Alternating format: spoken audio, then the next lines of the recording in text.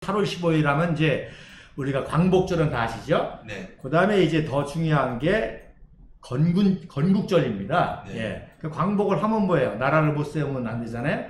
그런데 우리가 그때 대한민국을 건국한 건국날이라는 것이 더 중요한 날이죠. 그리고 또 대부분 사람들이 잘 모르는데 건국했기 때문에 뭐가 생기죠? 군대가 생기죠. 그렇죠. 네. 우리가 한일합방 때 제일 먼저 뭐가 없어졌죠? 1905년에 먼저 군사. 그렇죠. 제일 먼저 네. 군대를 해산하잖아요. 네. 그러니까 네. 국제 외교권을 먼저 박탈하고 외교할 수 있는 외교권을 네. 박탈하고 그 다음에 한일합방이 되자마자 곧바로 군대를 해산해 버리잖아요. 네. 그래서 없던 군대가 이제 건국으로 말미암아 네. 생겨서 네. 국군이 되는 겁니다. 맞습니다. 네. 그 전까지만 해도 무슨 조선 경비, 네. 네, 뭐 이렇게 국방경비대, 네. 뭐 다양한 이름. 그렇죠. 그러니까 1948년 8월 15일 날은 광복절이며 건국절이며 건군절이죠. 예. 그래서 제가 나중에 이 건국절 때 안타깝게도 이제 건국하고 건군하고 2년 만에 무슨 일이 있었어요? 2년 만에. 47년에. 그러니까 48년 건국하고 2년 후에. 네. 6.25 전쟁. 그래서 네. 6.25 전쟁이 네. 일어났잖아. 네. 이 대한민국을 없애버리고 적화 통일하려고 네. 전쟁이 일어났는데 네. 그때 우리가 국군이 있었으니까 싸웠잖아요. 네, 국군이 있었으니까 유엔의 도움을 받아가지고 이제 신생군대 2년밖에 안 된 군대예요. 네. 그러니까 얼마나 연약하겠습니까? 그럼에도 불구하고 불굴의 투지와 의지를 가지고 싸워서 유엔군이 감동하고 네. 결국 국군이 있었기 때문에 적을 막은 거 아닙니까? 맞습니다. 그래서 안타깝게도 이 6.25로 인해서 많은 역사 자료들이 훼손이 됐습니다. 네. 그런데도 감사한 거는 외국인 종군 기자가 촬영한 자료를 제가 몇 개 찾았어요. 그래서 1948년도 8월 15일 날 중앙청에서 건국식과 건군식을 하고 끝나고 우리가 집회하던 시민회관 앞에 있잖아요. 네. 거기에 사열대를 설치해서 초대 대통령 국부이승만 박사와 내빈들이 거기서 국군 행진 사열 이거를 한 영상을 찾았습니다. 그래서 우리가 건국절과 함께 건군절을 기억해야 된다는 거야. 그러니까 종북좌파가 자꾸 건국절 가지고 시비 붙잖아요. 건국절을 가지고 시비를 붙으면 무슨 문제가 생기냐면 건군절도 안 되는 거 아닙니까? 네. 그러면 군대가 없는 나라잖아 이게. 네. 그러니까 이거는 뭐 이런 개판도 이런 개판이 없죠. 그러니까 하나만 알고 둘은 모르는, 열을 모르는 아주 무식한 게 종북좌파라고 하죠. 건국절을 건드려 버리면 대한민국 국군을 건드리게 됩니다. 왜 군인들이 가만히 있는지 모르겠어요. 저 같으면은 이건 완전히 건국과 건군을 부자하는 건 이거는 여적 세력이고 이거는 그야말로 외적 세력 아닙니까? 네. 처단해야지 처단. 예. 그래서 우리가 이제 그동안에 역사 토크를 이제 6.25 전쟁 중심으로 또 건국까지 하게 됐는데 왜 6.25 전쟁 역사가 중요한 거 아니? 정말 이렇게 참 광복해서 나라를 세우는데 이 나라를 없애려고 전쟁을 일으켰고 소련 공산 근데 그걸 막아서 물리친 게 6.25 전쟁 아닙니까? 그러니까 어떤 의미에서 얼마 전에 7월 27일 무슨 일이었죠? 1953년 7월 27일. 휴전협정이 그렇죠. 그 휴전협정이지만 비록 휴전이지만 통일을 못했지만 대한민국을 유지한 나라입니다. 그래서 어떤 의미에서 그때부터가 진짜 대한민국이죠. 그죠? 그때부터 이제 이승만 대통령께서 한미 상호 방호 조약을 맺어서 아주 국방 안보를 튼튼히 하고 또 군사 지원을 받아서 20개 정예사단을 만들어서 이제 국가 튼튼히 하고 그러니까 이제 경제가 또 발전하고 해서 어떤 의미에서 대한민국의 진짜 시작은 1953년 7월 23일이라고도 볼 수가 있는 거죠. 그럴 수 있었던 거는 바로 대한민국에 국군이 있었기 때문에. 그리고 그거에 이제 결정적인 게 이제 유명한 인천 상륙 작전이죠. 그래서 지난번 예고해 드린 대로 인천 상륙 작전이 1950년 9월 15일 날 결정이 됐습니다. 그 인천이라는 장소가 결정이 된 거에 대해서는 좀 아시죠? 네. 뭐 상륙작전 뭐 군산에서도 할 수 있고 저 네. 동해안 쪽에서 할 수 있고 네. 또 목포에서 할 수 있고 네. 그런데 인천에서 이제 하게 된 거는 이제 많은 분들이 잘 아시죠? 네. 예. 그러는 이제 날짜 네. 9월 10일이라는 이제 날짜를 결정하게 된 그 비밀을 오늘 같이 이제 대화를 해보려고 합니다. 자, 여러분 보시는 그 화면 사진에 보면 오른쪽에 바로 이게 유명한 낙동강 다부동 전투를 네. 승리하고 기념 촬영한 겁니다. 네. 그래서 맨 그 오른쪽 사진 세 분 중에 우리가 보기 왼편에 계신 분이 누군지 아시겠어요? 네, 요분. 제일 왼쪽에 예, 요분이 이제 국군 제1사단장 바로 백선엽 장군. 예, 백선엽 준장이십니다. 네. 그리고 그 오른쪽에 있는 분이 참모장 네. 석주함 대령이시고 네. 그 다음에 그 오른쪽에 계신 미군이 국군 1사단을 도왔던 포병사령관 해닉 네. 해닉 대령입니다. 그래서 우리나라는 그 당시 창군 2년밖에 안 됐기 때문에 네. 포병도 제대로 없었어요. 네. 그러나 이렇게 유엔군이 도와줬기 때문에 낙동강 방어를 그 대구를 사수해서 부산 교두보를 예. 확보할 수 있는 이 낙동강 전투에 승리했기 때문에 인천 상륙작전을 이제 감행할 수가 있었던 거지요. 네.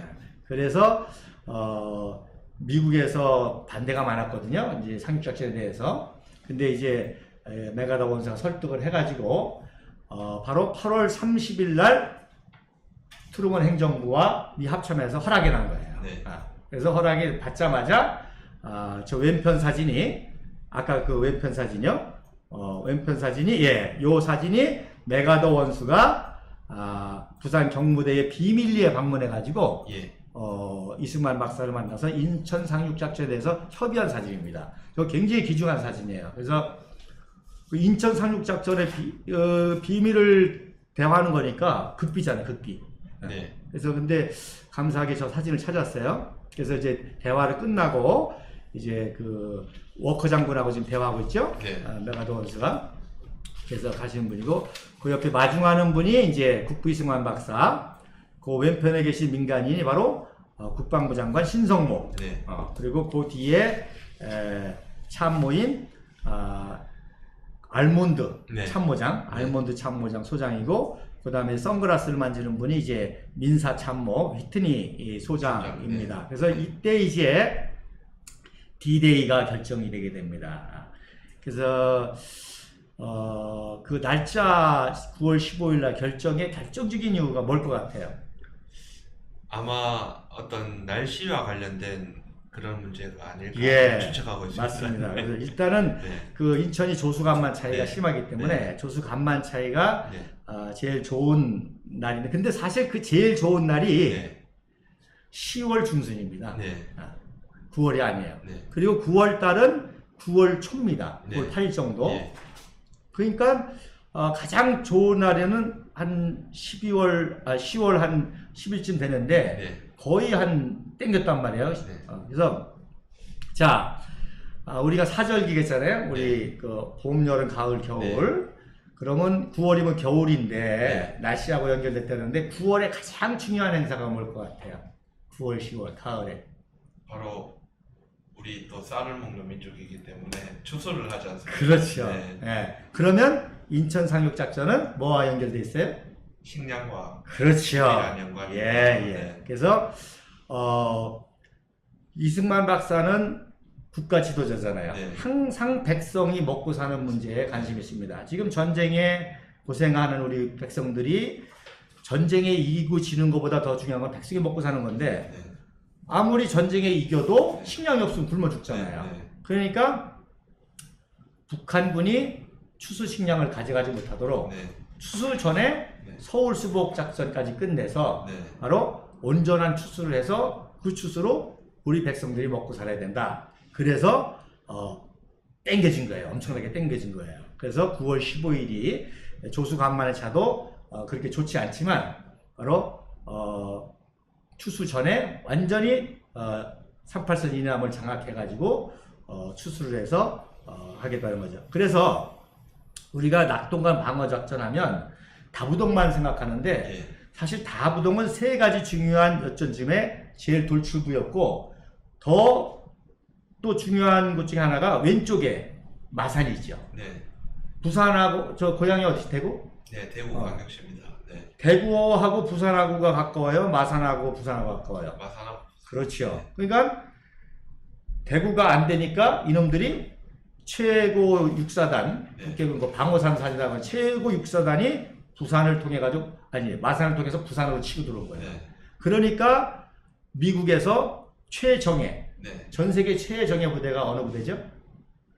미국의 그렇죠.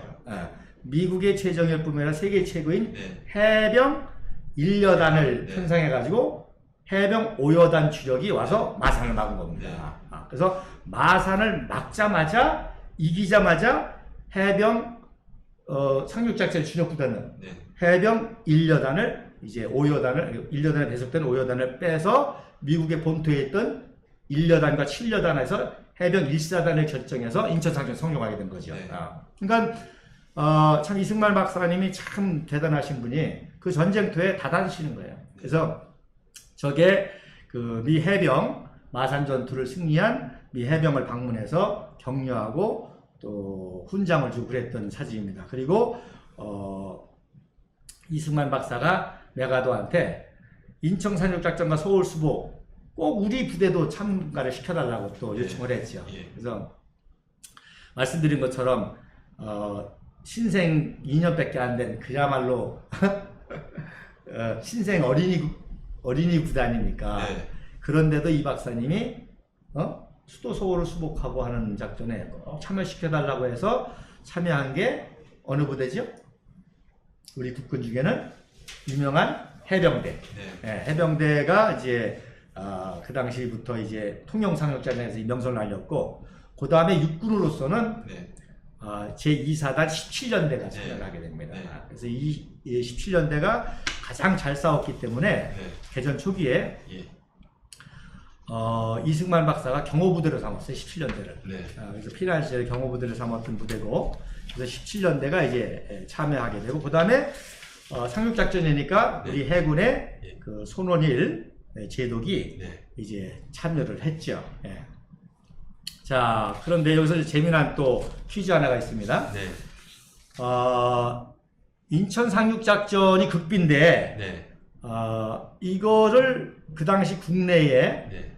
아는 사람은 국수수겠죠. 네. 누구누구가 알았을 것 같아요. 우선 대통령. 그렇지, 대통령. 당연히 하시고. 그 다음에. 우리 한국인 기준. 그렇죠, 한국인이네. 한국인. 국내에 있는 분 중에. 뭐. 우선 이제 네. 손원일 제독. 네. 상륙작 직접 참가하니까 네. 함정을 끌고 해병대다 네. 네. 네. 태워가지고 네. 17년대. 그러니까 심지어 해병대원이나 17년대들도 몰랐어요. 네. 어디로 가는지 몰랐어요. 그러나 이제 지휘관인 해병대 1연대장 신현준 대령하고 네. 또 백인엽, 네. 백선엽 아까 말한 박선엽 장군의 동생이 동생, 네. 백인엽인데 백인엽은 그 당시에 17년대장을 하다가 너무 잘 싸워서 준장으로 진급시켜가지고 수도군단장이 된 거예요. 수도군단장. 네. 네. 근데 이 17년대가 이제 국군을 대표해서 참석하지 않습니까? 예. 그러니까 제일 잘 지휘하는 사람을 연대장으로 해서 해야 될 거 아닙니까? 네. 누구겠어요? 백인엽 백인엽. 네. 장군이지. 네. 사단장이지만. 예. 네. 그러니까 신성모 국방부 장관이 아니죠. 신성모가 아니라 이승만 박사가 네. 17년대 연대장을 제안했는데 참 우리나라 젊은이들 훌륭한 게 그 당시에 백인엽 준장이 수도군단장이면서 27살이에요. 27살. 네. 그런데 연대장으로 내려가서 예. 연대를 지휘하는 겁니다. 네. 근데 백인엽 준장이 흔쾌히 했죠. 계급이 문제냐, 직책이 문제냐. 네. 대한민국 명예가 있고 네. 나라를 위한데 네. 내가 직책을 내려가. 그래서 사단장이 연대장으로 내려와가지고 네. 17년대를 지휘해서 성공을 네. 한 거죠. 네. 이게 대한민국의 청년입니다. 네. 예. 자, 그리고 이제 육군 참모총장인 정일권 소장이 알았는데 재미난 거는 그렇게 3명만 아는 거예요. 네. 국방부 장관. 몰랐어요. 네. 몰랐어요. 네. 그래서 그 몰랐던 에피소드가 네. 이제 또 어떻게 해서 나오냐면, 자, 다부동 전투 성공했죠? 네. 왼쪽에 마산 전투 성공했어요? 네. 어디 남았어요? 오른쪽에. 오른쪽 부산 우위가 뭐예요? 울산, 그래 울산 위에, 경주 위에, 포항 위에, 영천. 네, 예. 영천. 네. 그러니까 이제 마지막 북괴군의 주력들이 예. 그 동부전선으로 집결해가지고 네. 이를 뚫는 겁니다. 네. 근데 그 당시만 해도 미군도 병력이 약하니까 네. 다른 데는 다부동도 그렇고 마산도 그렇고 미군이 도와줬지만 네. 오른쪽은 순수 국군 2군단이 막은 거예요. 네. 그래서 그 당시 국군 2군단장이 누구냐? 유재영 준장입니다. 네.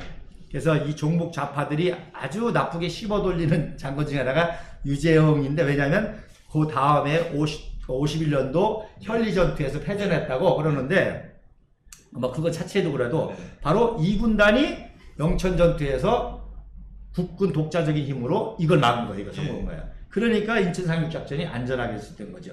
그러니까 신성모 국방장관이 얼마나 몸이 닳겠어요. 네. 다 성공했는데 그쪽이 뚫리면 안 되잖아요. 그러니까 제일 잘 싸운 우리 국군 해병대, 네. 이번에 우리 오늘 제가 당사에 와보니까 우리 청년이 보이더라고요. 네. 와서 일하게 됐더라고요. 네. 그 청년 이름이 뭐죠? 장호빈 장호빈 청년. 그 청년이 해병대 출신이에요. 네, 그 청년이, 네. 그 청년 오래간만에 봐서 반갑고, 이제 당에서 우리 홍보팀에서 일하게 된다고 해서 너무 반가운데, 네. 그 해병대를 갔다가, 네. 글로 이제 이렇게 하자고. 네.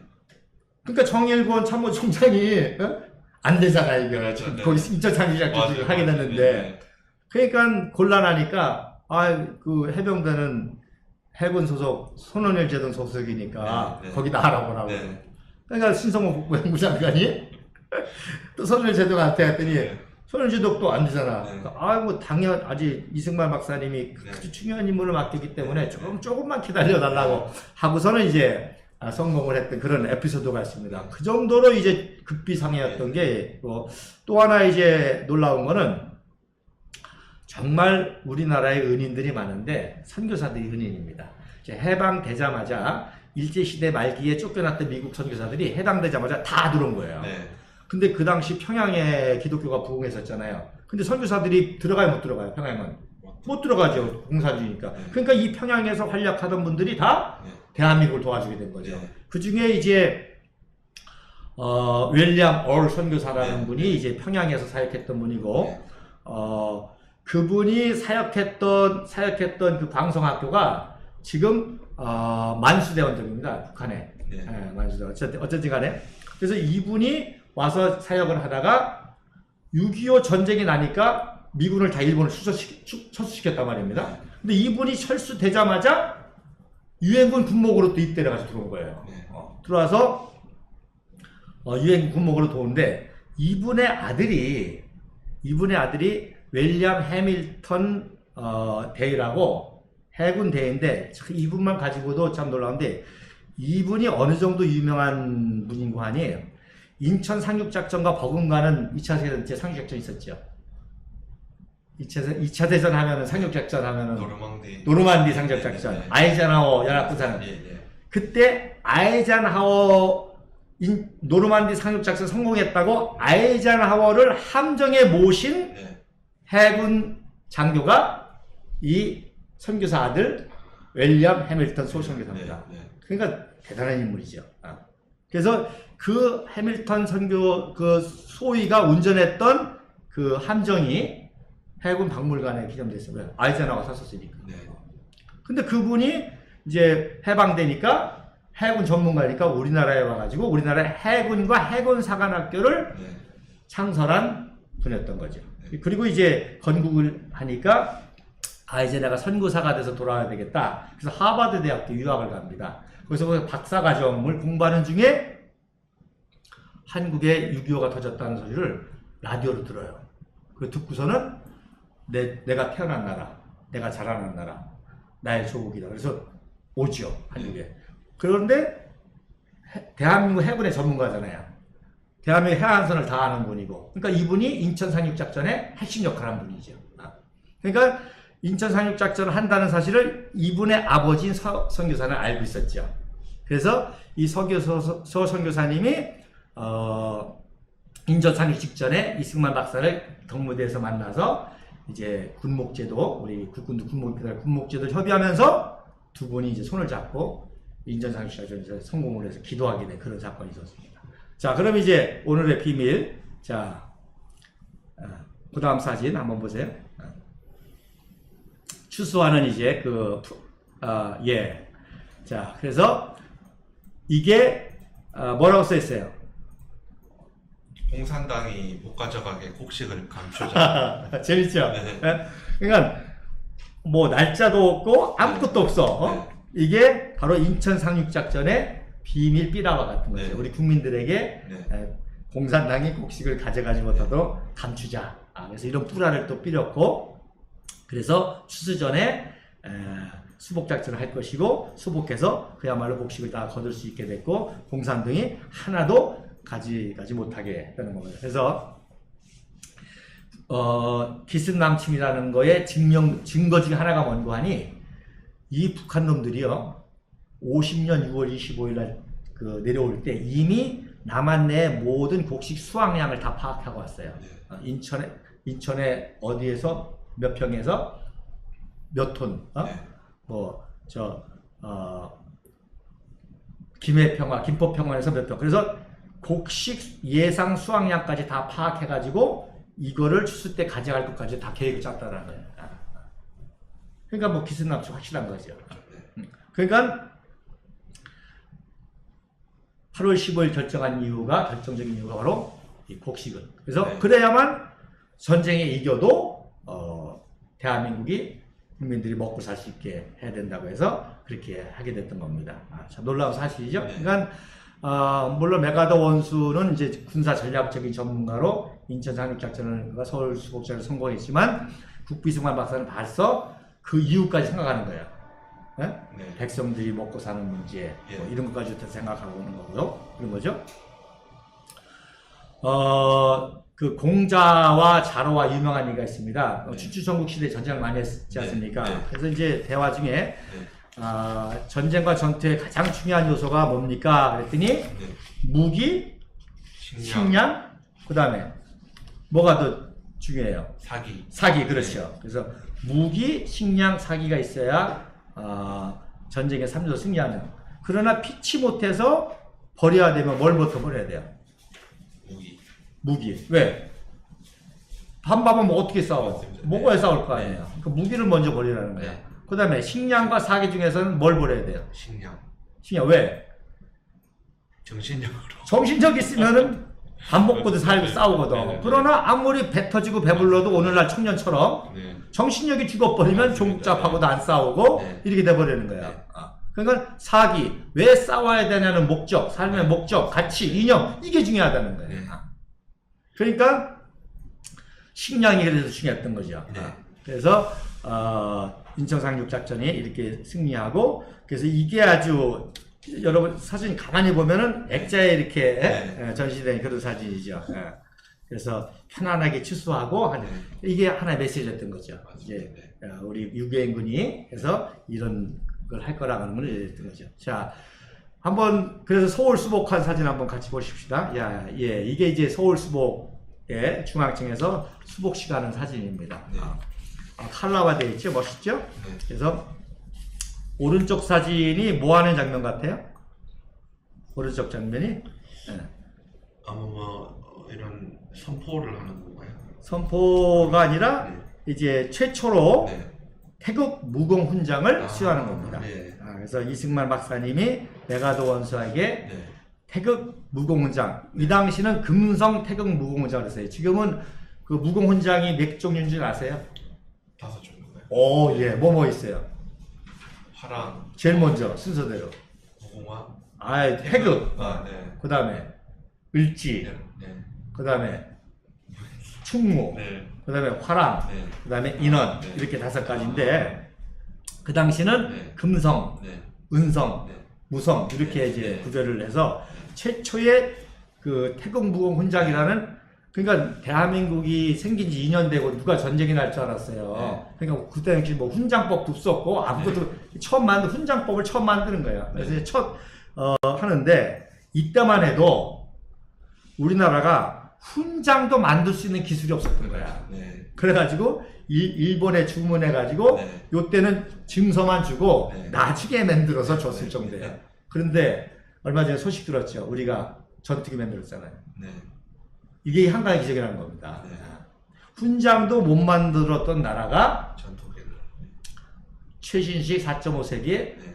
이 전투기를 만들 수 있다는 거. 그런 나라가 없잖아요, 지금. 맞습니다. 인도네시아, 싱가포르, 이스라엘도 못 만들 거야, 아직. 네. 상당히. 이게 무슨 이유냐. 이런 위대한 탁월한 지도자 이승만, 박정희 대통령이 있었기 때문에 이런 발전이 가능했던 거죠. 맞습니다. 그리고 이거를 완성한 것도 박근혜 대통령인데, 그거 한마디 했다고 김대중이 띄우더라고요. 그리고 문재인이가 아주 극렬히 반대했던 사람이고, 유승민이가 반대했던 거를 네. 박근혜 대통령이 밀어붙여가지고, 김관진 장관이 예산을 넣어가지고 성공한 겁니다. 네. 이제 그 왼쪽 장면, 그래서 이제 요 사진도 그 앞에 이제 쭉 있잖아요. 네. 이게 다 장군들입니다. 네. 이제 여기에 자세히 다른 사진에 보면 네. 이제 워커 장군도 네. 제가 다 알려드릴 수 있고 한데, 네. 그리고 저 오른쪽 메가드 장군 뒤에 계신 분이 이제 무초 미 대사, 그 다음에 그 뒤에 계신 분이 유엔 대표로 필리핀 대표 대사가 네. 이렇게 해서 있는 장면에서 훈장을 받는 그런 장면입니다. 그리고 이제 왼쪽에는 이제 메가더 원수가 뭐 하는 장면 같아요? 연설을 아마. 연설을 하는데 사람들이 고개를 다 숙였네? 연설을 하는데 왜 고개를 숙여요? 왜 고개를 숙이죠? 희생당한 분들에 대한 그 묵념? 네. 기도하는 겁니다. 기도. 네, 그래서 네. 메가더 원수가 네. 이제 이승만 박사님이 네. 우리 참 전쟁의 영웅 메가더를 네. 소개하니까 메가더 원수가 연설을 하는데 네. 딱 세 마디 했습니다. 네. 우리는 the grace of God, 하나님의 은혜로 싸웠고, 네. 그리고 하나님의 은혜로 이겼다. 그리고 let us Lord's prayer, 우리 다 같이 주기도문 합시다. 해서 주기도문 하는 장면입니다. 이게. 그래서 다 머리를 숙여서 주기도문 하는 장면인데, 네. 왜 주기도문 했느냐면 네. 그 메가더 원수가 크리스찬이잖아요. 네. 아버지도 그렇고 크리스찬이기 때문에 늘 이제 주기도문 하는 거예요. 자기 네. 전에도. 예. 그래서 전선을 시찰하고 이러면서 네. 주기도문 하다가 인천 상륙 작전을 깨달은 거예요. 네. 인천 상륙. 그래서 주기도문 하다가 자기 아버지 메가더 네. 장군이 그 러일 전쟁 때 네. 한국을 방문했는데 어디를 통해서 방문했을 것 같아요? 이제 러일 전쟁 네. 있었잖아요. 네. 1904년도에. 네. 그때 이제 메가더의 아버지 메가더 장군이 그 미군 전쟁 뭐라 그럴까 조사관 이런 걸로 해서 네. 한반도에 왔었거든요. 네. 어디를 통해서 왔겠어요? 일본. 일본 통해서 어디로 해서? 한국을 어디로 들어왔겠어요? 배로 인천. 그렇지, 인천으로 들어왔잖아요. 네. 그리고 선교사들이 다 어디로 들어왔어요? 인천으로 들어왔잖아요. 네. 그래서 인천의 영감을 주기도문 할 때 이제 깨닫게 돼서 인천의 장소도 네. 이제 그렇게 된 거예요. 네. 그러니까 9월 15일 날 새벽 4시에 바로 크로마이트 작전, 이제 함상에서 작전 개시 명령을 주기도문하고 한 거예요. 네. 다 참모들이 우리 다 같이 상륙작전 전에 기도합시다. 그래서 주기도문하고 모든 사람들이 아멘 하자 고 하면서 인천 상륙작전이 시작이 된 거죠. 그리고 그 상륙작전 마치고 서울 수복작전을 이렇게 주기도문으로 마치게 됐던 네. 거죠. 자, 그러면 그 다음 장면, 이 서울 수복한 다음에 그 당시의 모습입니다. 완전 폐허죠? 네. 그리고 오른쪽 사진 어디서 많이 봤죠? 네.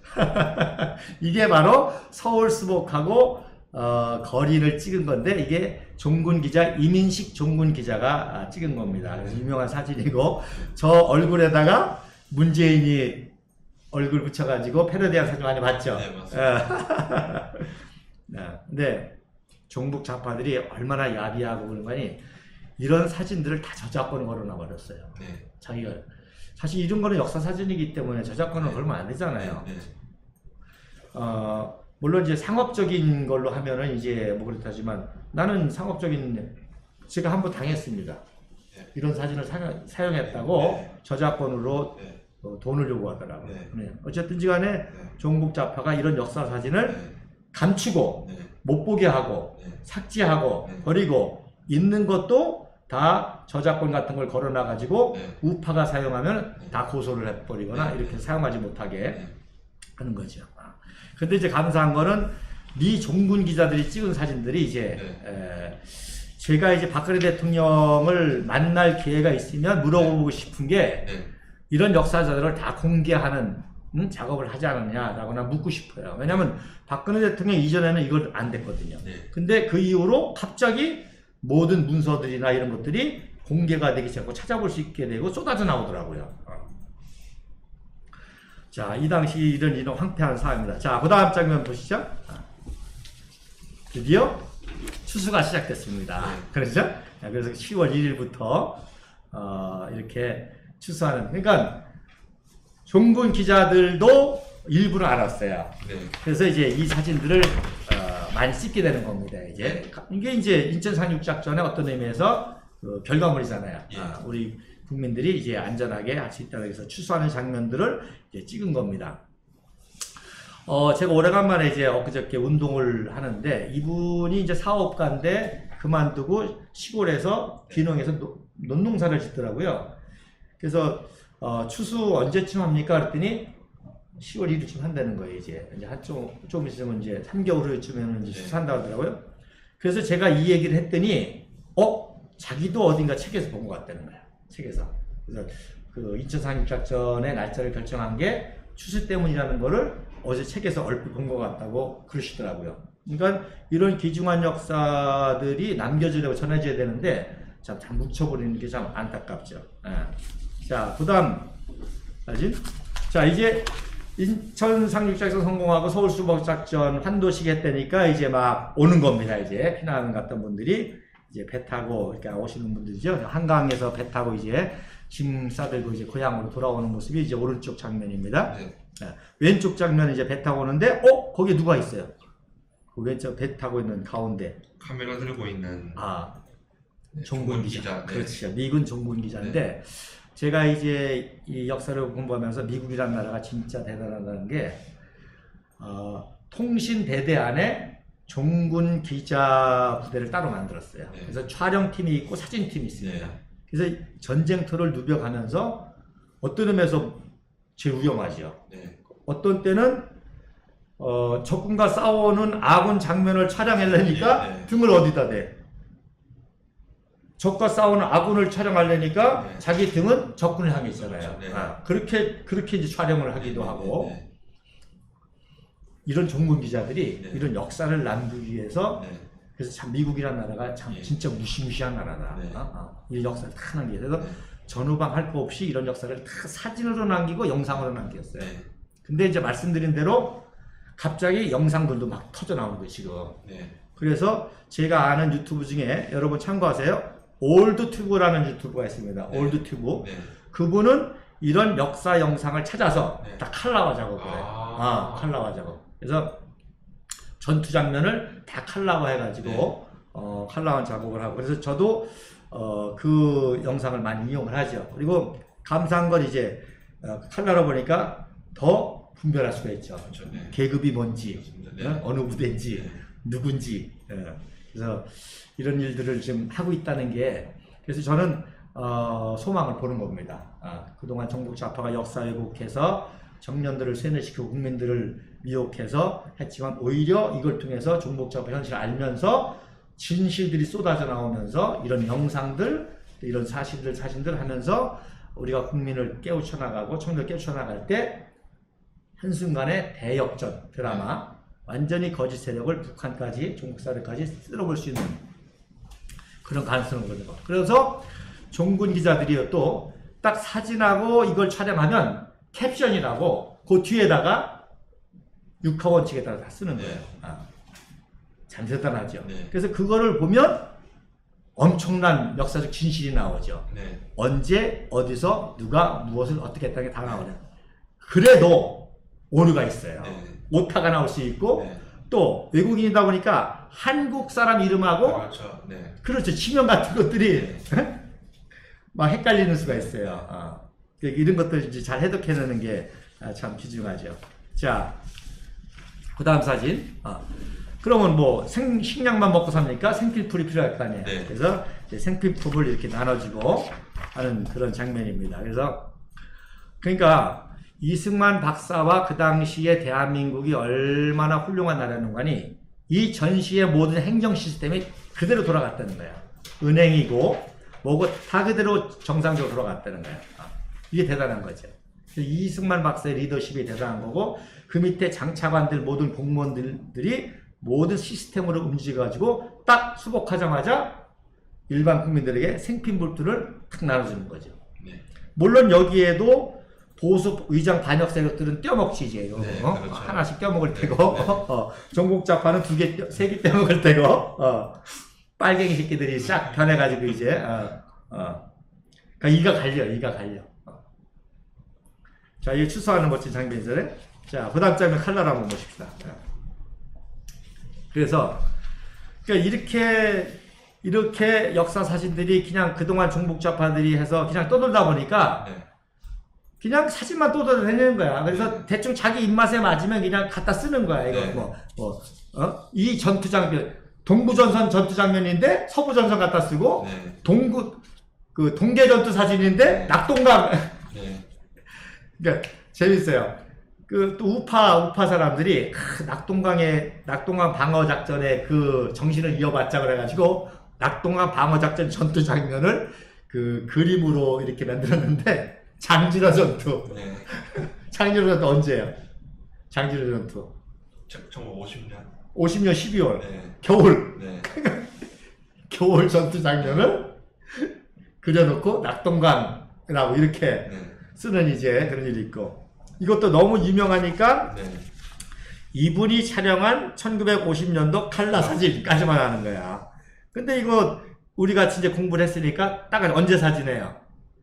1950년 여름 사진 같은 거. 여름이 아니라 추수 때지. 네, 네. 10월 1일 네, 추수 때 네, 사진이지. 네, 네. 그러니까 이 취수하는 장면이 얼마나 외국인 전문 기자들한테 인사이트하고 그걸 우리는 지게질을 많이 하잖아요. 네, 네. 인사이트. 그래서 전문 기자가 자기가 해보는 거예요. 그렇죠. 그리고 네, 테스트한 거예요. 네. 그러니까 역사라는 거는 과학과 수학이랑 똑같은 네. 겁니다. 네. 왜? 언제 어디서 몇 시에 네. 누가 무엇을 어떻게가 정확한 거 아니에요. 네.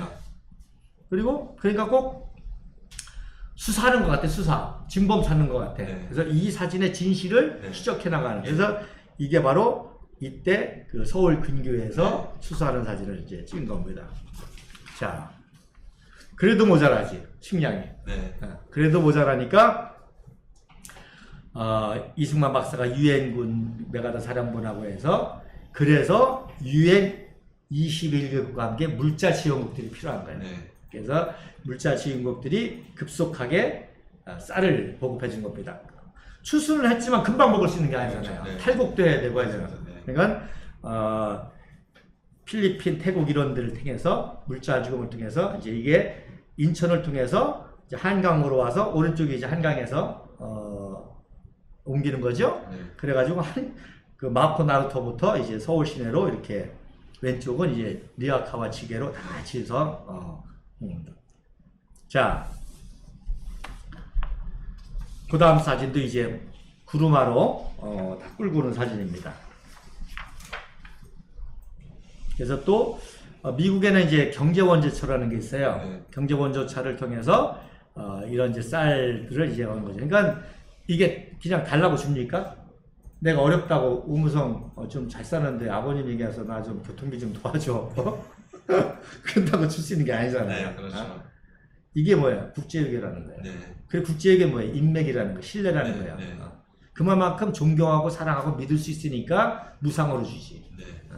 그래서 이승만 박사가 말 한마디로 미국의 경제원조차 다 움직여가지고 이 쌀들이 막 들어오는 거죠.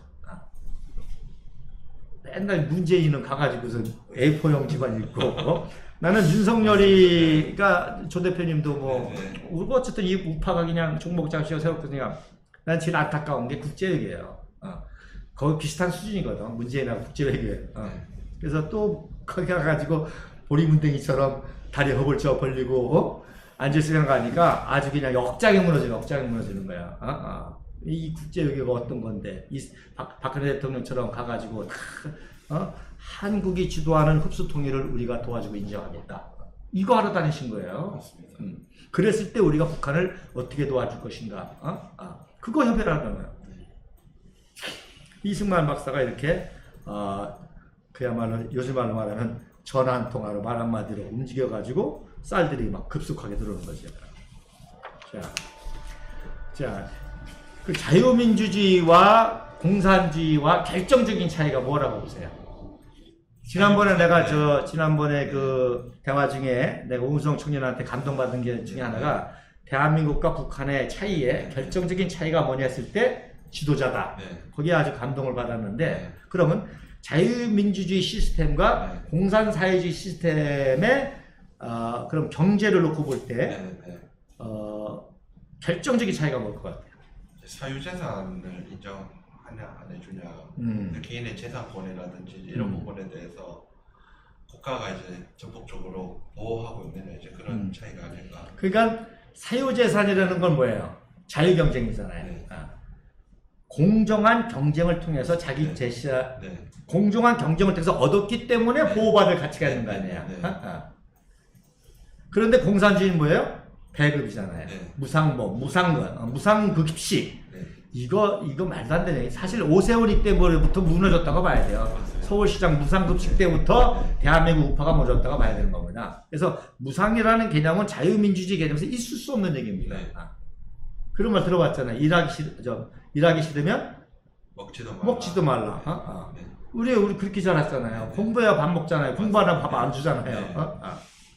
옛날에 회사에 가면 일하지 않은 자 먹지도 말라 이렇게 써 있었다. 그게 자본주의면서 인간 공동 사회의 핵심 아닙니까? 네, 집안에서도 애들이 한 놈은 열심히 공부하고 한 놈은 청소하고 한 놈은 청소 안 하면은 그럼 맨날 의도 터질 거 아니야. 네.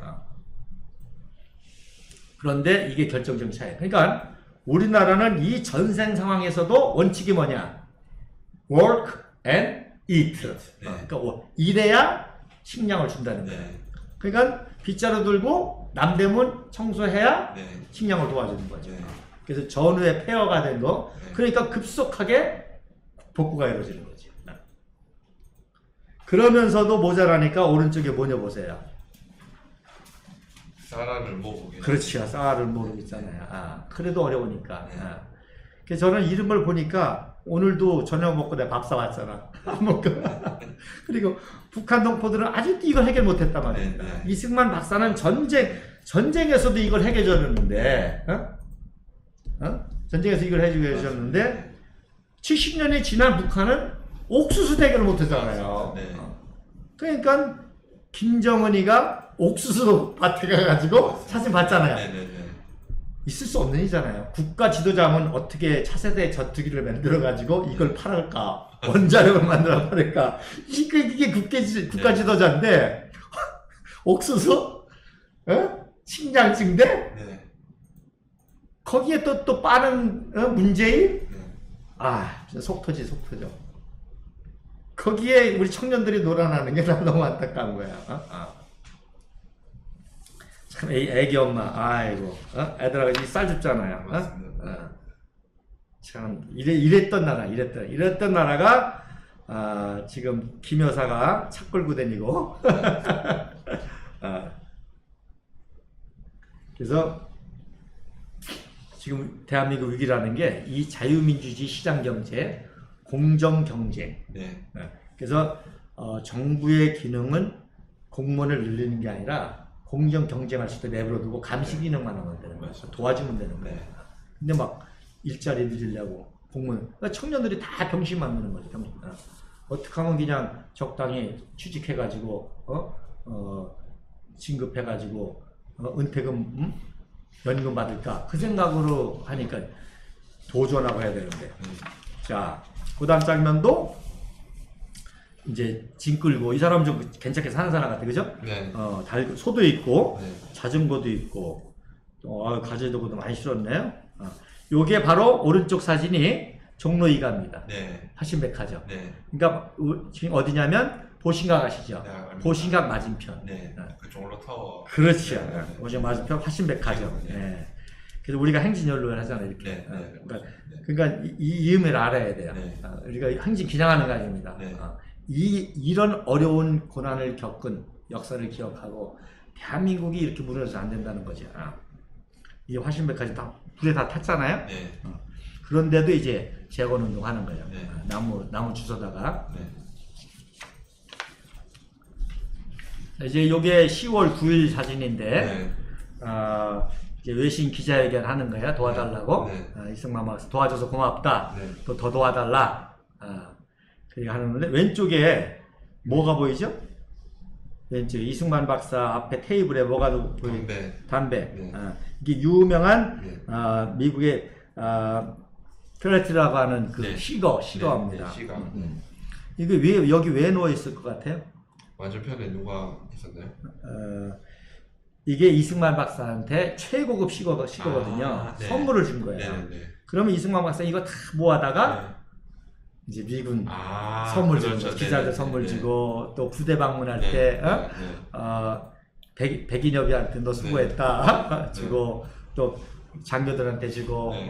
또 외국에 사신 들어오면은 네. 주고 그렇게 썼던 거죠. 그래서 심지어 이승만 박사도 그 한성 감옥에서 오래 있었기 때문에 네. 알레르기가 좀 있으세요. 네. 그래 여름에 얼마나 그 전쟁통에 네. 그래가지고 땀띠약 있잖아요. 땀띠라는 거 있잖아요. 네, 네. 땀띠약.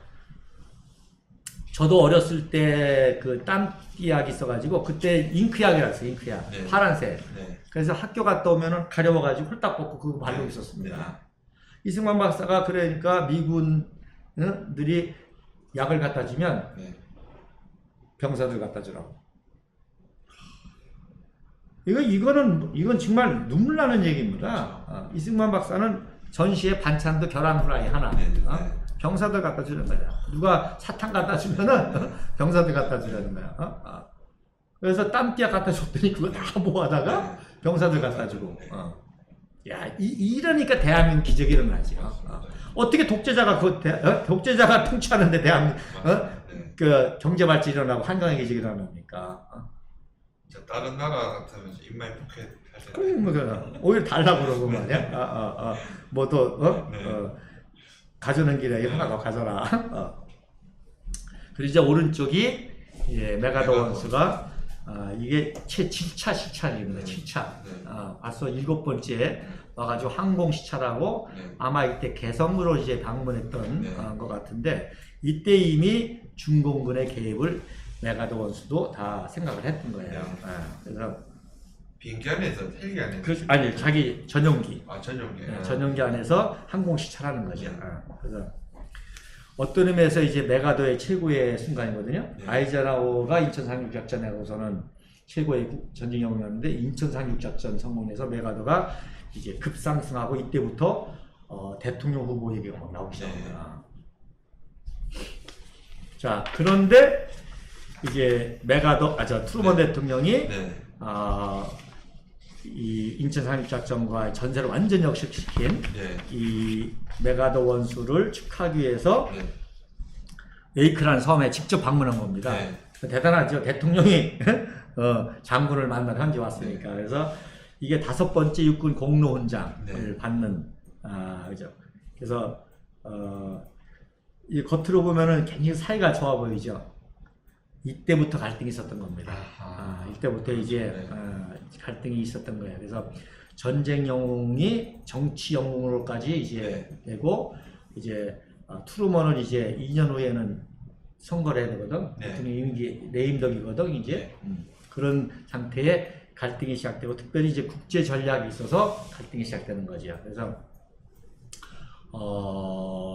이승만 박사하고 메가더 원수는 이번 기회에 중공을 세상 말로 조져가지고 이거 내버려뒀다가는 러시아 2차 세계전보다 더 큰 인류의 위협이 올 것이다.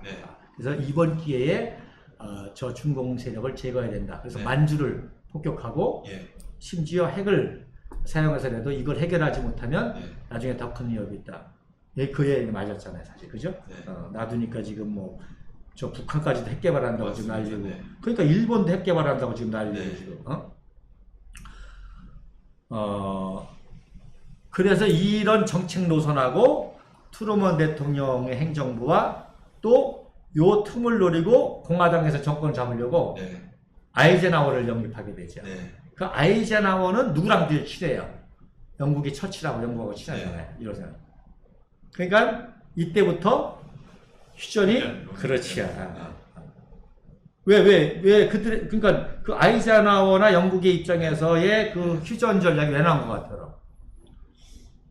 아마 이제 미국이 아무래도 그 군병력을 한반도에 계속 오랫동안 집중을 시키다 보면 이제 유럽이 공산화될지도 모른다 그런 위기감이 한번 들었잖아요. 뭐 아주 멋집니다. sure, 맞아요. 그러니까 이승만 박사라는 분이 얼마나 대단한 분인가니 한국 전쟁을 통해서 네.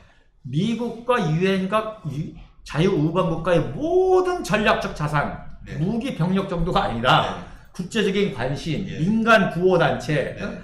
온 우방국가의 세계의 관심을 네. 다 끌어들이니까 네. 유럽의 안보가 위태한 거야. 그렇죠. 의태하다고 생각한 거예요. 네. 그들 입장에서는. 네. 동구권이 막 소리 공산화됐지. 네. 그러니까 아이젠하워가 제일 친한 영국에서 제일 먼저 난리가 난 거야. 네. 그게 참 이게 이 시대를 잘 분별해야 되는데, 세계사적인 영웅이 처칠이잖아요. 2차 네. 세계대전 승리를 이끌었던 네. V 이거. 네. 그러나 전쟁이 끝나니까 처칠이 이제 인기가 없는 거죠. 평화의 시대가 네. 왔잖아요. 네. 이제 좀 전쟁 지긋지긋하고 네. 그러니까 노동당이 돼버린 거예요. 네. 노동당이 애들리 수상이 당선이 된 거예요. 네. 그래서 이 처칠을 이재전 인물이 했단 말입니다. 네. 그런데 6.25 전쟁이 나면서 네. 이렇게 국제적인 변동이 오니까 누굴 찾겠어요? 영국에서. 미국을. 아니, 그 영국 국민들이 노동당이 아니라 이제 누구 찾아요? 보수당? 처칠을 찾아서 네. 처칠이 51년도에 수상이 되는 겁니다. 네. 그러니까 그 전부터 애들리 때부터 아까 우무성 청년이 말한 것처럼 휴전 작전을 공작하기 시작한 네. 거지. 네. 그래서 영국의 유명한 정보기관이 뭐죠? 007. 그게 MI6라는 거예요. 네. 네. 밀리터리 인텔리전스 네. 섹션 6. 네. 그게 이제 그 미국의 CIA, 네. 미국의 러시아의 KGB, 네. 그 영국의 MI6. 그래서 MI6가 영국의 처칠이나 영국을 통해서 CIA와 KGB에 네. 이제 공작을 해가지고 휴전 네. 공작을 하게 되는 네. 거예요. 그래서 어떤 전략적 자산을 빼와서 유럽을 보호하고 영국에 이걸 하려고. 그래서 이 장면이 사실 어떤 의미에서 한국으로서는 슬픈 장면입니다. 네. 슬픈 장면이죠. 그리고 이승만 박사가 요 오른쪽이 네. 사인하죠 지금. 네. 사인? 네. 뭐 사인하는 것 같아요? 위에 이제 제가 메모를 하긴 했는데 식량 원조 수령. 이제 이런 건 네. 사인하는데 표정이 어때요? 되게 담대하시게 표정. 표정이 담대하기보다도 지금 네. 서울 수복하고 지금 10월 15일이면 네. 평양 입성 10전에 지금 네. 평양 16일 날 평양을 이제 네. 들어가기 시작하거든요. 평양 거의 다 점령하게 되는데 네. 그러면은 기뻐야 될 텐데 이 박사님이 심각한 거야. 뭐예요? 이걸 봐서 깨달은 거지. 네. 그러니까 아까 서울을 수복하자마자 전시고 네. 유엔이 하기 때문에 유엔 군정을 해야 되잖아요. 네. 근데 메가더 원서가 바로 서울을 환도시켰. 네. 그래서 우리나라 행정부가 다스렸잖아요. 네. 근데 평양은 수복하고도 그게 안 됐단 말이에요. 네. 왜? 유엔에서 군정을 한 거지. 네. 그러니까 이승만 박사님 열받지. 네. 열받은 거야. 그러니까 이걸 그때부터 봐서 아신 거죠. 네.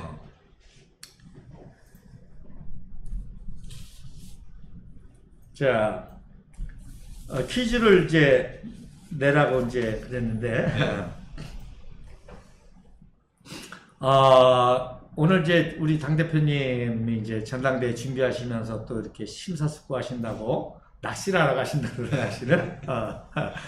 근데, 제가 원래 이제 준비하려고 했던 거는, 제목이 낚시로 구원한 대한민국이라는 네. 거예요. 그래서, 이승만 박사의 이런 모든 국제 전략, 이런 모든 게 어디서 나왔어요? 뭐 하다가? 뭐 한성 과목. 한성 과목도 한성 과목이지만 네. 바로 낚시. 낚시. 네. 그래서 이승만 박사는 네. 낚시하면서 이런 네. 모든 국제적인 전략 구상, 건국의 구상이라든지 네. 6.25라든지 휴전이라든지 네. 그래서 낚시 그러니까 재미난 게 6월 25일 날 9시에 기습남친 소식을 이승만 박사가 어디서 들었어요? 경북구에 낚시하다가. 그렇습니까? 그래서 이거 가지고도 또 종북 좌파들이 또 씹어 들리는데 이승만 박사가 얼마나 심각했어요. 네. 심각하겠어요. 그렇죠. 신생 대한민국 2년인데 네. 자기 말을 안 들어주고 야 미군 천수 하지 마라. 저 침략 도와줘야 된다. 네. 심지어 한미 상호 방호 조약 네. 이거를 49년도 10월 달에 이승만 박사가 구성해가지고 네. 트루먼한테 서식까지 보냈습니다. 놀랍죠? 네. 그래서 국민들이 걱정하니까 당시는 내가 트루먼한테 한미 상호 방호 조약을 맺자고 네. 서신을 보냈다. 네. 이렇게 발표를 한 거예요. 네. 근데 그 트루먼 입장에서는 말도 안 되는 얘기잖아요. 그렇죠. 네. 휴전 때 아이젠하워도 네. 한미 상호 방호 조약 때문에 네. 뒤통수 맞은 거 아니에요. 네. 방공포로 석방되는 거 아니에요. 네. 어쨌든 그런 고민을 하려고 낚시하다가 네. 그렇게 되신 거거든요. 그래서 이제 모든 대한민국의 우리가 이제 원자력 뭐 이런 게 다 이제 낚시하다가 나온 거기 때문에 1953년도 8월 7일 날 이제 미국의 덜레스 국무장관하고 네. 한미 상호 방호 조약을 다 맺기로 네. 하고 그 덜레스가 선물을 가져왔어요. 네. 선물을. 네. 뭘 가졌을 것 같아요? 낚싯대. 눈치 빠르시네. 우리 우우석 청년. 네. 그래서 낚싯대를 가져왔어. 낚싯대를. 네, 네. 그래서 낚시와 이승만. 그래서 네. 낚시와 조원진 그래가지고 제가 이제 그 글을 쓰고 지금 이제 준비를 네. 이제 해왔는데 그래서 이제 다음 주제는 바로 대한민국을 군사적으로 구원한 군사의 메시아는 누구죠? 메가더. 네. 근데 말씀드린 대로 군사만 가지고 되는 게 아니잖아요. 오히려 군사보다 더 중요한 게 뭐예요? 국제외교란 말이에요. 네. 이거 아주 역사는 쉽습니다. 자, 아까 말씀하신 대로 을사보호조약, 을사늑약 네. 보호조약, 럴 전쟁에서 이기고 조선을 제일 먼저 침탈하면서 을사보호조약의 핵심이 뭐예요? 외교권을 그렇지, 외교권. 이게 제일 중요하다는 거예요. 네. 그러니까 외교권을 박탈해서 외교를 못 맡게 하고, 그 다음에 한일 합방된 다음에, 그 다음에 뭘 해체했다고요? 군대를 해체한다는 거예요. 그러니까 군대가 중요해요? 외교가 중요해요? 외교가 중요한 거지. 그러니까 이걸 아니까 문재인이가 다른 것보다도 이게 안타까운 거야. 국제부대가 가지고 박정희는 혁명 지도자로 갔는데 존슨 부통령이 마중 나왔는데 이거 문재인은 과장급이 나와 있고 그러니까 나는 속이 뒤집어지는 거지. 내가 안 죽고 사는 게 신기해. 열받아가지고. 그래서 첫 번째 질문은 군사 구원의 메시아는 메가더인데 우리나라 국제 외교에 우리를 도와준 메시아는 누구냐가 이제 첫 번째 퀴즈입니다. 그 다음에 두 번째로는 메가더가 말씀드린 대로 이 전략적인 것 때문에 아이젠하워 파에 밀려가지고 트루먼 대통령 때 이제 해임이 되고 리치의 장군이 오고 또 리치의 장군이 중공을 물리치면서 유엔 사령관으로 가면서 제 3대 그 미 8군 사령관으로 오신 분이 누구냐? 그분이 누구냐? 이분은 어떤 분이냐? 메가더와 덜레스의 역할을 동시에 한 분이 이분입니다. 이분 너무너무 또 감동적인 분이에요. 그래서 말을 뻔했어요. 이분이 누구인가? 그래서 이분인데 이분은 얼마나 놀라운 분이냐면 대한민국의 최고의 훈장이 건국 훈장이거든요. 건국 훈장도 5개 계급이 있어요. 대한민국장이 있고 대통령장이 있고 애국장이 있고 애족장이 있고 이 순서가 있는데 그 다음에 이제 무공훈장이 있고 그 다음 민간훈장이 있잖아요. 그래서 당연히 태극 무공 훈장을 받았죠. 네. 그 벤프리트 네. 놀라운 거는요. 최초로 외국인이면서 건국 훈장 대한민국장을 받으셨어요. 네. 그 다음에 퇴임을 하고도 계속 도와주고 네. 또 나중에 이제 제가 또 스토리를 하겠지만 박정희 대통령을 계속 도와준 분이 네. 벤프리트잖아요. 네. 네. 그리고 한강의 기적이라는 말을 네. 최초로 외국에 가서 하신 분이 벤프리트 이분입니다. 네. 그래서 이분이 네. 지금 내각제로 네. 장면적 내각제로 혼란한 이 대한민국을 구원할 네. 세력은 미국을 유학한 군부 엘리트 박정희 장군의 혁명 세력이다. 네. 이분을 도와줘야 되고 이분을 통해서 한강의 기적이 미라클 온 더 한이라고 했어요. 네. The Miracle on the Han. 네. 한강의 기적을 일으켜야 된다고 외국에서 제일 먼저 하신 분이 이분입니다. 네. 그래서 이런 역할을 했기 때문에 이제 나중에 이승만 박사님이 하야 직전에 1959년도 9월 23일 날 문화훈장을 또 주십니다. 네. 그래서 세 가지 훈장을 다 받은 분이 바로 이분입니다. 네. 이분이 누군지 맞추면 네. 선물 아까 뭐 주신다 그랬어요? 네. 삼성에서 나온 최신 네. 갤럭시 핸드폰 싸게 살 수 있는 곳을 네. 알려드리겠습니다. 그 다음에 또 하나 선물을. 네. 또 문제 두 개잖아요. 아 그래요? 한 개는 제 사람을 드리겠습니다. 사이트를 준다 그랬잖아요. 네네. 우리 대한민국 청년 여러분, 우리 대한민국 위대합니다. 너무너무 위대합니다. 지도자도 위대했고 그 지도자와 함께 했던 청년들이었습니다. 아까 말한 백인엽. 백인엽도 설린재단 해가지고 또 막 잡았는데 바로 27살 때 3급 공무원이 네. 5급으로 낮춰가지고 네. 면사무소 가가지고 네. 일했을 정도의 네. 이런 애국심과 이런 헌신으로 갖고 사람이기 때문에 흠이 없을 수 없잖아요. 네. 완벽한 어디 있습니까? 네. 그런 흠을 끄집어서 확대 해석하고 네. 왜곡하고 네. 하고 특별히 이승만 대통령과 박정희 대통령의 흠은 네. 추적하면 다 공입니다. 오히려 네. 공입니다. 이놈들이 흠을 찾다가 찾을 게 없으니까 아 요거를 요렇게 왜곡하면은 네. 찾겠다. 대표적인 것들이 많이 있지만 전작권 네. 전작권에서 전작권만 간단히 또 하고만 하죠. 그래서 좌파들이 종이 한 장에다가 전작권 찍 써가지고 메가더한테 줘가지고 네. 전작권 떼었겠다. 이런 식으로 이제 매도를 하는데 자 강경화 외무부 장관 알죠? 네. 그래서 맨 후진국만 돌아다녔잖아. 네. 저 어디 아프리카 어디죠? 감비아. 감비아. 자 네. 감비아가 지금 그 아프리카의 약소가 아닙니까? 네. 네. 지금 우리 대한민국의 군인들은 최고 엘리트잖아요, 지금. 네. 감비아가 지금 내전으로 네. 우리 한국군이 도와준다고 생각해 보세요. 네. 얘네들은 지금 활 가지고 싸우거든, 지금. 네. 활 가지고 정적 전쟁 하는 거야. 네. 거기에 한국의 청년, 우리 저 친구 뭐였지? 이름이? 장호희. 장호희. 해병대 최고 특수부대가 가가지고 도와주는데, 전작권을 얘네들한테 주면, 시장이 그렇죠. 네. 장호희를 어떻게 써먹어? 걔가 특수전을 알아, 뭐 박격포를 알아, 뭐 군단을 알아, 뭐 전차를 알아, 활 쏘는 감비아 추장이 네. 이거 어떻게 움직이냐고. 네. 대한민국의 백선엽 장군이 정일권이가 아무리 똑똑하지만 그 당시에 정일권이 17년생이니까 네. 33살에 별 2개 달고 육군 참모총장을 하는 거예요. 네.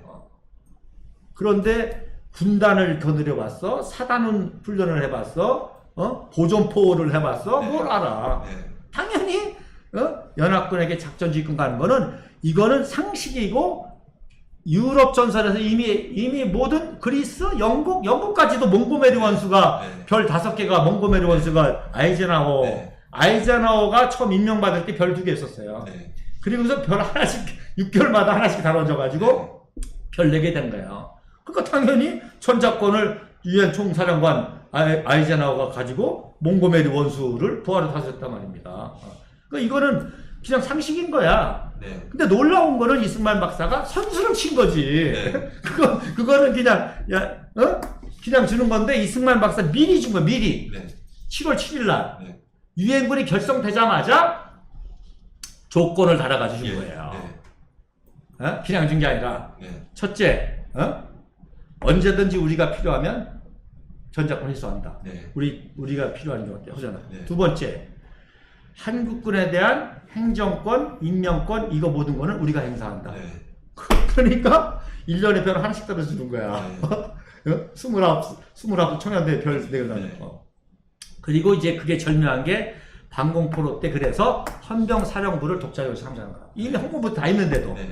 우리가 독자적 편성한다 했잖아. 네. 그 다음에 세 번째로 유엔군에 편입이 되잖아. 네. 유엔군 대우해달라는 거야. 의병기고 무기고 뭐고 다. 그래서 병사들 월급 줘야 되는데 네. 유엔군이 먹여주고 시레이션 주고 다 해야 되는 거야. 이게 엄청난 거잖아요. 그렇죠. 병사들 군화 하나 10만 명 군화 하나 그 해줄래도 돈이 얼마나 드는데 그거를 농구화가 아니라 미군이 신는 군화를 신겨주니까. 네. 그러니까 아까도 말한 우리 국군 해병대 참석했을 때 우리는 군복이 없으니까 네 해병대 군복 입고 갔단 말이에요. 네. 무기도 그렇고. 네. 이거는 돈으로 천문학적으로 계산이 안 돼. 엄청난 이 혜택이라는 거는.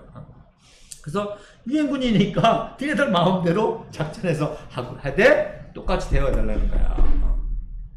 그러니까 전작권은 네. 이거 하나만 가지고도 네. 인류 역사상 이런 혜택을 받을 수 없는 거죠. 엄청난 거죠. 근데 그걸 정부자파들이 자기 수준에 종이에다가 필적권 해가지고 전작권 해가지고 이렇게 했다. 근데 이승만 박사가 얼마나 놀라운 분인가니 이런 거를 했기 때문에 네. 박근혜 대통령이 네. 이 전작권을 종북자파들이 전작권 자꾸 해소하려는 건 뭐예요?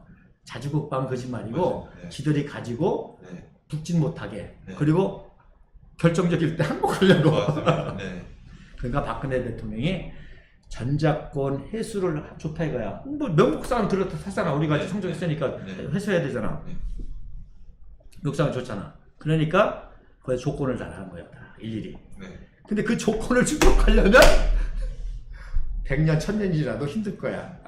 그리고 그럴 수밖에 없는 게 우리 한미동맹이잖아요. 네. 이걸 통해서 미국의 모든 전략적 자산이 우리 거가 되잖아요. 네. 만약에 평택에 지금 미군 기지가 세계 최첨단 기지인데 네. 정작권을 우리가 해소해버리면 네. 거기에 관한 정보를 일절 접근이 금지가 될 수가 있을 거 아니야. 네. 그러나 전작권을 통해서 우리가 그 안에 들어가서 네. 그 모든 시스템과 이런 것도 배워올 수가 있어. 맞습니다. 네. 그러니까 지금 정복자파는 문제는 뭐가 아니고 IQ가 문제인 거야 지금. 부정부패는 어디나 있을 수 있는 거잖아요. 그게 문제가 아니라 지금 IQ가 너무 문제라는 거예요. 너무 전능가족이라는 거예요. 자기 수준으로 국정을 생각하고 자기 수준으로 이승만을 판단하고 자기 수준으로 대한민국을 보고 자기 수준으로 김일성 수준으로 하니까 네. 이게 안 되고 중요한 건 거기에 대한민국 청년들이 물들어가지고 수준이 떨어지니까 안타깝다는 거지. 전 세계 지금 나가도 다 손흥민이가 될 수 있는데 이 역사를 가지고 나가면 정말 제가 그랬습니다. 제가 1993년도에 인도네시아 갔을 때 네. 외국인이 밥이야. 네. 교통 뜯어가지고 돈 뜯어먹는 네. 게 밥이야. 네. 근데 박근혜 대통령이 대통령 당선 때부터는 네. 실수해서 잡히잖아요. 네. 나 한국인입니다. 네. 그러면 어유 우리나라를 도와줘서 감사합니다. 아유 안전주의자 편안해가지고 경례를 했다니까. 네.